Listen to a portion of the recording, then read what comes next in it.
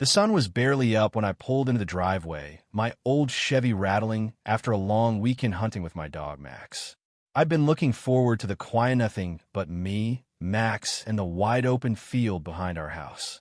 But the second I turned the corner, that quiet shattered. My land, my sanctuary, was a parking lot. SUVs, sedans, a flashy red convertible that screamed money all parked across my pasture like they owned it. In the middle, where my wife, Clara, had spent months nursing the soil back to life, some idiot had set up a table with cupcakes and scented candles. A hay bale I'd stacked last fall was dragged out as a bench. Max leaped from the truck, his bark sharp, not playful worried. I should have known right then something was dead wrong. I stepped out, my boots sinking into mud where grass used to be. Across the field, under a canopy with Pine Ridge HOA in bold letters, stood Lisa Harper, clipboard in hand, looking like she was about to accept a crown. She spotted me and strutted over, her smile as fake as the laminated badge on her blazer. "Mr. Carter," she said, like I was late to her party. Max growled, low and mean. "Leash him, please. We have kids here." I didn't move. My eyes caught a traffic cone with my name scratched out in black marker. Worse, my irrigation box was pried open, a stick jammed in the valve to stop the water. The trench I dug last spring was flattened, tire tracks everywhere. "We tried to notify you," Lisa said. Like it was my fault, I missed her in VY, Cybele memo. "The board voted. Your land's a community overflow lot now. Ordinance 12B. I stared. "Voted when I was out of town." She didn't blink. "You should have named a proxy." A guy named Pete stepped up, soda in hand, looking nervous. "You okay, Tom?" "You don't look okay." I ignored him. "You broke into my irrigation," I said to Lisa. "Temporary adjustment," she chirped. "We'll fix it by tomorrow." "You trespassed." She held up a glossy document with my parcel ID marked shared use. "We rezoned." I didn't answer. Max sat by the trench, guarding it, his eyes locked on her. A kid tossed a candy wrapper near him. Max growled again. The kid's mom laughed. "Grumpy old dog." That's when Clara showed up, a dish towel in her hand, her face falling as she saw the wrecked flowers, the tire marks in her garden. "Tom," she said, her voice soft but heavy. Lisa turned to her. "We'll be gone by sundown. Just a little fun." Clara didn't reply. She knelt by Max, whispered just loud enough for me to hear, "They think you won't fight back." That's when I knew what I had to do. I didn't sleep that night. Anger like that, you don't smother it. You ride it. I dug through every document we had. Deeds, maps, HOA rules from when we moved a decade ago. By 2 a.m., the kitchen table was a war zone of paper. Then I found it, buried in a spam folder I hadn't checked in years. An email titled Spring Parcel Update. One line, no signature, just a Google Drive link. Inside were PDFs outlining plans to turn my land into permanent parking. My parcel was labeled underutilized, rezoned by executive authority. Initial, LH Lisa Harper. She hadn't warned me. She'd buried me. Clara leaned in the doorway, arms crossed. "You fought for this land harder than anything," she said. "Now, they think a spreadsheet can take it." I set the papers down. Max stood, like he knew it was time. Next morning, I called my buddy Mike.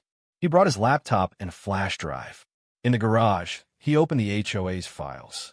"This is shady, even for Lisa," he said. The budget showed due line 9,000 for zone prep on my land irrigation redirects, contour adjustments. "They're prepping it for developers," Mike said. "But there's a deal for that new subby VY shown." I cursed under my breath.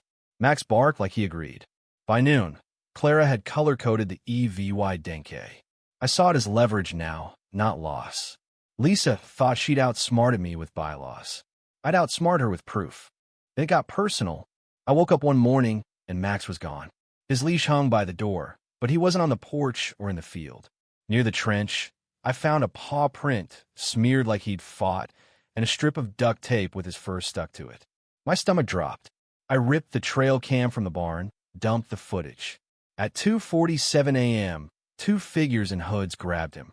Max staggered, drugged, and they loaded him into a truck with no plates. Claire saw the footage, her voice breaking. "I told them to wait for you last night." I didn't speak. I threw Max's rope toy into the fire barrel and watched it burn. Mike got me gas station footage. The truck belonged to Pete's Shell Company. I saw Pete at the market later, pumping diesel. I parked close, stared until he flinched, spilled fuel, and sped off. That night, I sat with Max's leash, Clara watching me. "If you keep doing this alone, you'll break," she said. I didn't answer. I went to the barn, opened the Watergate box I hadn't touched in years. One switch could flood the HOA's lot. I left a note on Pete's truck, Max's dazed face, and one line. "Return what's mine, or it returns you." They didn't. So I planned. The HOA set up Ridge Unity Day on my land booths, a bounce house, jazz blasting. I watched from the ridge, Lisa laughing, Pete checking his clipboard. Every car was parked where Max used to sleep. I twisted the first valve. The trench groaned. Second valve. Water coiled. Third valve. Pressure built. Mike held binoculars. "She's by the black SUV." I flipped the switch. The dam growled, then roared. Water tore through the trench, hitting the lot like a freight train. Tables flipped. The bounce house smashed into a car. Lisa went down, chest deep in mud. Pete slipped, cracked his head on a minivan. Balloons popped like gunfire. I stood still, savoring the silence after the chaos. Clara stepped up. "Hope it was worth it," she said, then walked away. Mike grinned. "That was poetry." "It was math," I said, "but it felt like justice." That night, my phone rang. Lisa's voice, sharp. "You declared war.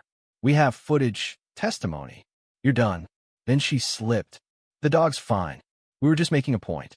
I saved the voicemail, pinned it by Max's leash. The flood had broken her power. No one helped her clean up. An old neighbor nodded at me. About time. But Max was still gone. Mike and I tracked him to a kennel circuit tied to Pete's cousin. We hit a concrete yard, found a crate with Max's fur and blood.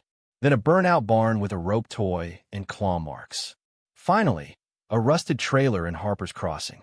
Drone feed showed Max's scarred tail. We moved in. I dropped one guy before he saw me. Inside, I found Max caged, eyes steady. I unlatched the crate. He pressed his head to my knee, exhaled. The vet said he'd been sedated too much, his paws torn, but he'd live. Clara didn't speak when we got home. I lay beside Max that night, his paw on my boot, both of us breathing. Lisa called again. "You broke into property, assaulted people. That dog's a liability." I smiled. Her words were my weapon now. I sent the voicemail, drone footage, vet records, and kennel invoices to every HOA board and a journalist I knew. Headlines hit. "Veteran's dog stolen by HOA leader. Ridge Harmony runs illegal kennel network." Lisa was arrested. Her schemes exposed fake contracts, laundered money. Her house was auctioned. The HOA dissolved. Residents burned the bylaws in a bonfire. Max healed, pacing the trench like a soldier. Clara planted sunflowers. Mike carved a bench. The ones who stayed stood taller. But I wasn't done. A letter arrived, no stamp, with a permit tied to a planning commissioner. Same handwriting as Lisa's order. I sipped coffee on the porch, Max's head in my lap. What would you do if someone took your land or your family? Was I right to flood their world? Or did I go too far? Should I hunt that commissioner next? Or let it go? Drop your thoughts below, hit like if you're with me, and subscribe for more stories where the underdog bites back.